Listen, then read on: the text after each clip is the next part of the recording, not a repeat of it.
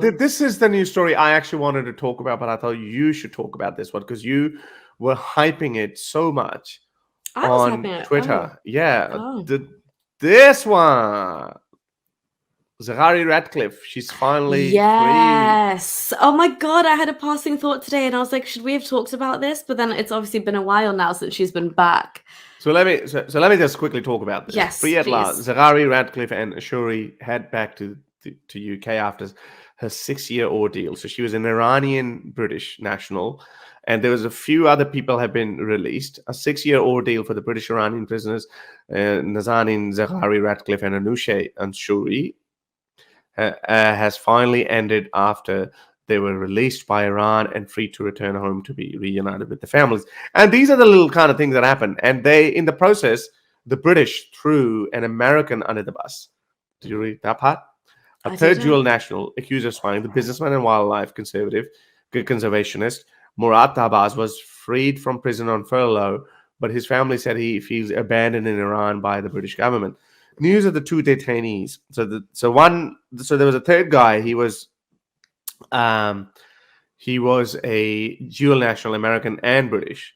Mm-hmm. So Americans are like angry. They're like, there you go. Iran is treating Tabas 66 as an American citizen, even though he was born in Hammersmith, West London, and They holds got, US, UK, oh my and God. Iranian citizenship. US, Disagreements. UK, and Iranian. Wow. Okay. So they're choosing to consider him an American for this. Well, yeah, disagreements over his fate proved an obstacle to a deal in the past. So they The want to Taba, deal with the Americans. They're holding him as leverage for that. I see. Because they've already got their yeah, British hostage, hadn't they, with Nazanin? yeah, but the reason was Britain finally agreed to release some money that they had taken Yeah. before the revolution. I think it says there's somewhere around here how many millions was it was. The Mm. UK government has said that we've been trying to give the money back. There you go, $400 million debt. These are two detainees released, so that's 200 million pounds each.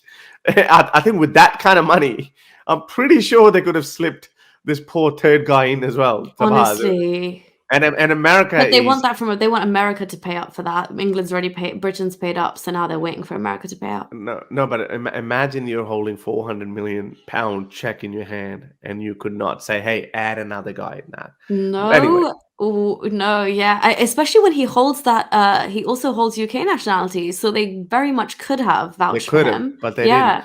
So look at it. Tabas family told the Guardian, "We have been let down and betrayed by the British government. Oh, He was the only okay. one of the three with a British birth certificate." Actually, that's another funny. Oh, So he what? was actually born in Britain, but Right, just because he okay. happened to have an American citizenship as well.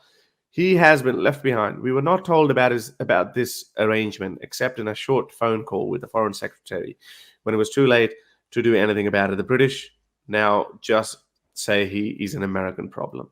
He's an American The problem. They hell, threw him under the man. bus. They That literally have.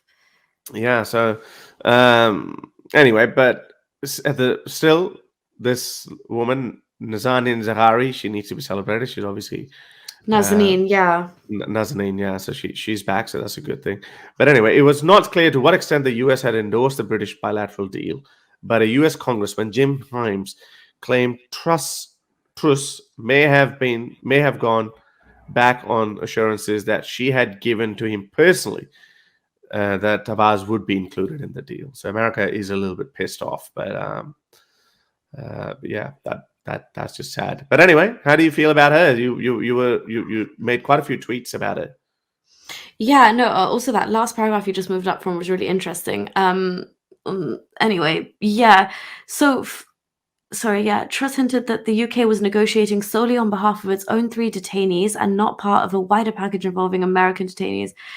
I have to act in the UK national interest. I have to yeah, but he is a British citizen, so I don't. Yeah. Okay, because American, they're obviously making that take precedence over the UK nationality. No, why? Anyway, Why that's does it take really. precedence? It doesn't take I any precedence. know. I just don't get it. I know that's really true. But again, if they're saying that if there were talks between on the bilateral deal, that he would be included, and maybe this is the problem with this, and that's why I was so grateful that Naznin was back, is because beyond the debt that was owed, there are so many other political things at play here as well. Like even Boris Johnson, in the middle of this case, when he could have got her back, I think he made a massive slip up in what he said and the reasons that he said that she was actually there. And that jeopardized her case even more and basically pissed off the Iranians. But the reason it was so heartfelt as well is because it was 6 years too late. First of all, this matter could have been solved. It was just a matter of paying off this debt. But we literally see how the Iranian state uses people as Oh yeah. pawns in their wider political games, and they use foreign nationals as hostages essentially. But Haris, I'm not sure if you remember, but if you cast your mind back to like months ago, we even shared an article when Naznin's husband was sitting outside Parliament, and I was like, "This Yeah. is we're actually late to the party to cover it because I don't think we'd started Sunday Scoop then." But he had done this countless times. He had been going on hunger strikes.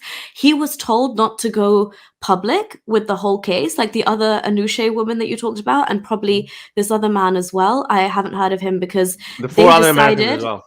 Yeah, and there's also more British citizens as well still. So the Nazneen and the ones, I think there were two other people that were brought back with her.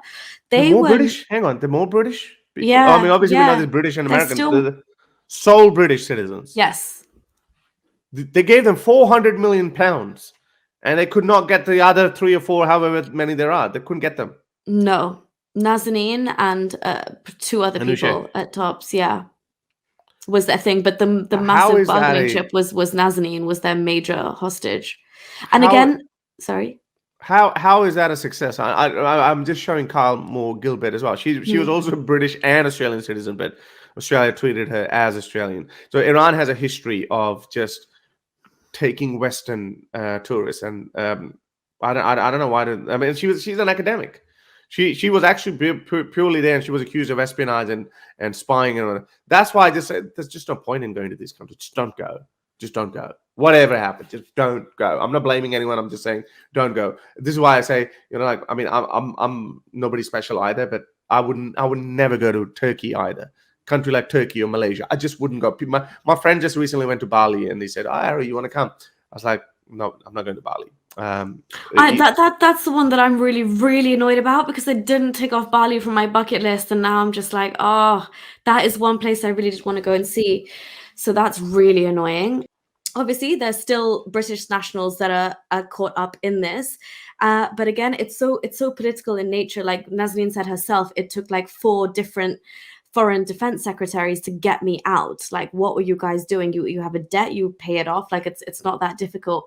But what you're saying in terms of don't go there, I totally get that advice, and I agree with you. And I agree with you for people in positions like where we are and what we've done and what positions we've put ourselves in. But I just want to say the same thing probably can't be applied in Nazanin's case because she had a job which was like completely different from anything politics related, but it's the Iranian regime. When she got there, she's an Iranian as well, and she just went to introduce her daughter to her family there, which obviously you would think anybody has the general right to do. But again, it's just if that regime has an ulterior motive and you tick all the boxes, they will hold you hostage, and that's what's happened in Nazanin's case. And like, we haven't even touched on the layers of like trauma and what was said to her and the treatment and conditions that she was kind of living in for those 6 years on and off. She was in solitary confinement as well for a good amount of time.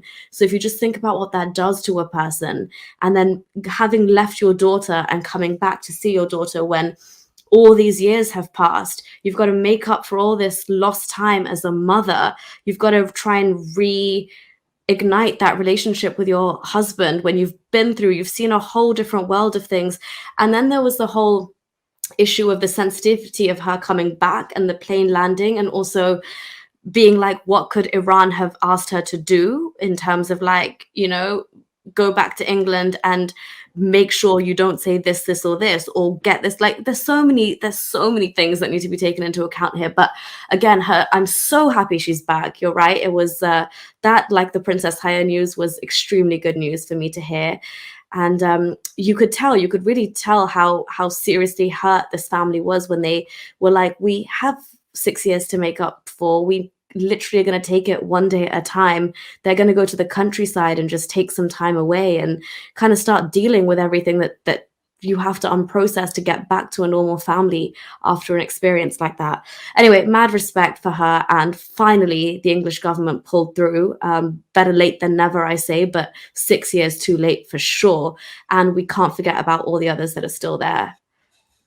And yeah, Shane Yeah. Wilson saying her husband works hard for her. That's exactly why I wanted to discuss like his efforts is, I mean, if there's love, if love still exists, that is true love. The way her husband, and this is what I was saying earlier actually when I think I got cut off, but her husband against Horace doing that face.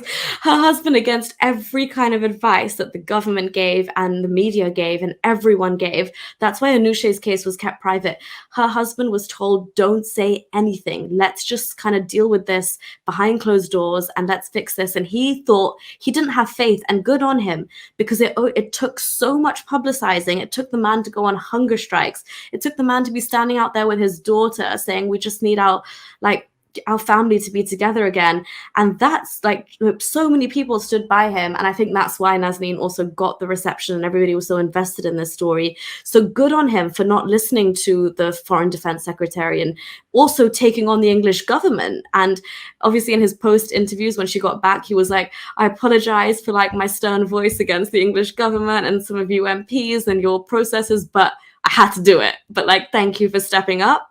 So sometimes you got to break the rules a little bit, and he did that very well. And honestly, it was so wholesome.